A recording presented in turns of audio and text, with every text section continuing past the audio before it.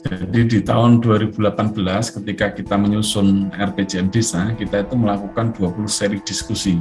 Jadi sangat serius untuk mendiskusikan 10 isu yang dianggap penting oleh pemerintah desa, mulai dari isu ekonomi, pendidikan, kesehatan, terus kemudian pemberdayaan perempuan, perlindungan anak, keamanan, ketertiban, pemuda, olahraga, agama dan kebudayaan, kedaulatan pangan dan lingkungan hidup, terus kemudian ada reformasi birokrasi dan tata ruang desa. Yang kemudian dari 20 kali seri diskusi itu lahirlah dokumen RPJM Desa Desa Panguharjo periode 2018 sampai tahun 2024. Nah, kemudian ketika pandemi, yang kita tahu bahwa pandemi itu mendekonstruksi semua tatanan tanpa teriakan revolusi gitu. Artinya dia itu menihilkan hampir semua asumsi-asumsi yang kita bangun, kita gunakan untuk basis perencanaan pada waktu 2018. Sehingga kita menganggap bahwa dokumen RPJM Desa itu sudah tidak lagi relevan karena basis asumsinya sudah berubah karena adanya pandemi. Yang kemudian mendorong kita, kalau begitu RPJM Desa Panguharjo harus dilakukan review gitu kan. Nah, kalau untuk melakukan review itu tentunya metodologinya harus setara, sebanding atau minimal sama gitu. Pada waktu itu kita menyusun melalui 20 kali seri diskusi, ketika melakukan review mestinya juga harus melakukan menggunakan metode yang kurang lebih sama gitu. Tetapi kemudian tergelitik untuk kemudian mempertanyakan ini kalau asumsi yang kita gunakan itu sudah tidak relevan, mestinya dokumen perencanaan baik dari tingkat pusat maupun provinsi, daerah, dan desa di seluruh Indonesia itu harusnya direview ulang karena basis asumsinya sudah tidak lagi relevan. Sehingga kalau begitu mestinya ini menjadi kebutuhan bersama untuk kemudian melakukan review secara berbarengan. Ya udah, kalau demikian mestinya ini sekalian kita lakukan agar kemudian sekaligus membantu gitu, dapat membantu pemerintah pusat, pemerintah daerah maupun pemerintah pusat provinsi dan pemerintah desa yang lain untuk memahami situasi hari ini itu seperti apa. Itu yang kemudian ya udah, kalau demikian kita akan lakukan dengan kongres gitu. Yang kedua terkait dengan kenapa kok kebudayaan. Jadi karena memang COVID itu membuktikan bahwa desa itu tangguh. Ketangguhan desa itu terletak karena satu, dia itu memiliki 3 komoditas strategis gitu ya. Dia punya air bersih, punya udara bersih, punya pangan sehat. Yang kedua, dia masih mempunyai agama dan kebudayaan yang dijadikan sebagai basis nilai yang mengatur relasi antara manusia dengan manusia, manusia dengan alam maupun manusia dengan penciptanya. Itu yang kemudian menjadikan desa relatif lebih tangguh jika dibandingkan dengan masyarakat kota yang hari ini kita pahami bahwa masyarakat kota itu lebih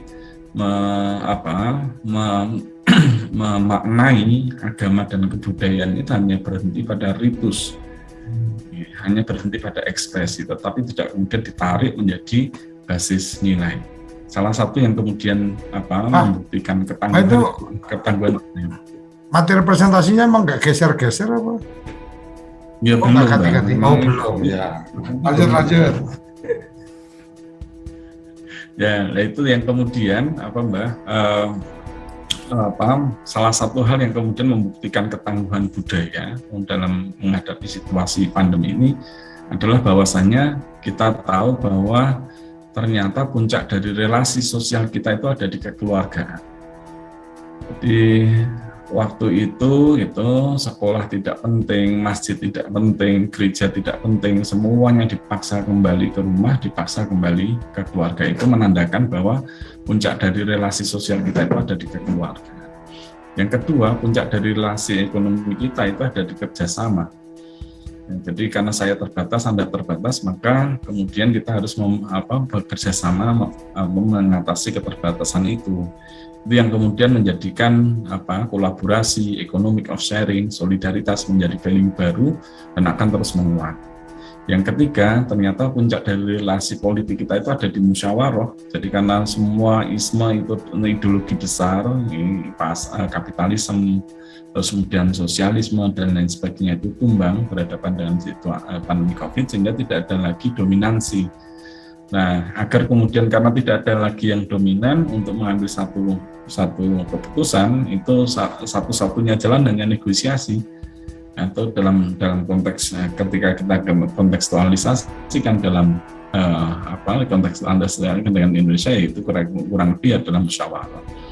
Nah, kekeluargaan dalam relasi sosial, terus kemudian kerjasama dalam relasi ekonomi, musyawarah dalam relasi politik, itu adalah makna operatif dari gotong royong, sesuatu yang lahir dari alam pikiran desa, alam pikiran Nusantara. Itu yang kemudian menjadikan, ya udah, berarti kalau begitu kebudayaan sebagai basis nilai ini akan kita coba baca, kita baca dari aspek-aspek kebudayaannya, sehingga kemudian kita lakukan kongres mulai dari 1 Juni sampai dengan 15 Agustus.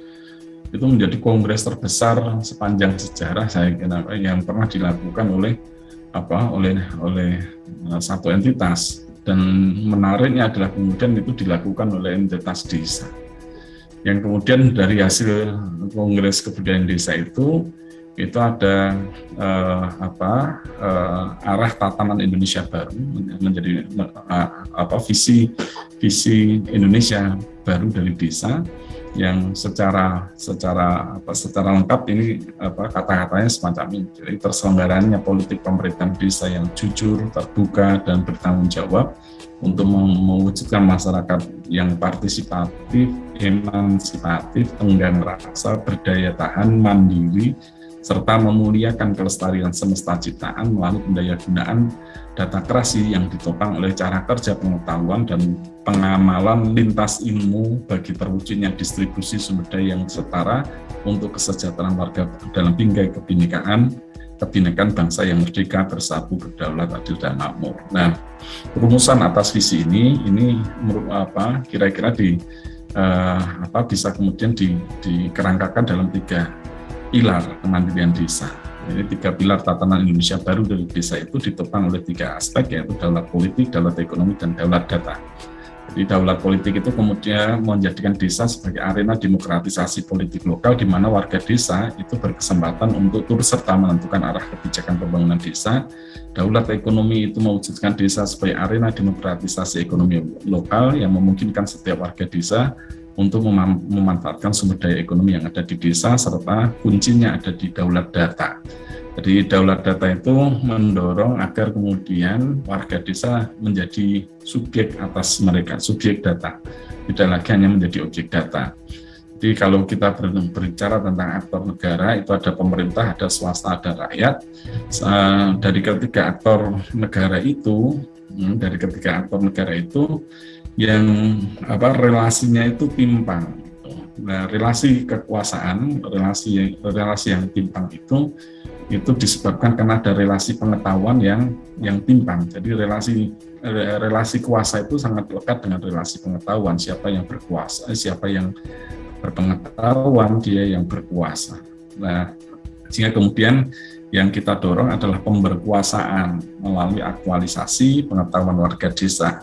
Dalam konteks arah tatanan Indonesia baru dari desa, pemberdayaan itu sudah tidak lagi mencukupi. Yang dibutuhkan adalah pemberkuasaan. Bagaimana kemudian warga desa itu mempunyai kuasa untuk turut serta menentukan arah kebijakan, termasuk juga mempunyai kuasa untuk memanfaatkan sumber daya ekonomi yang ada di desa.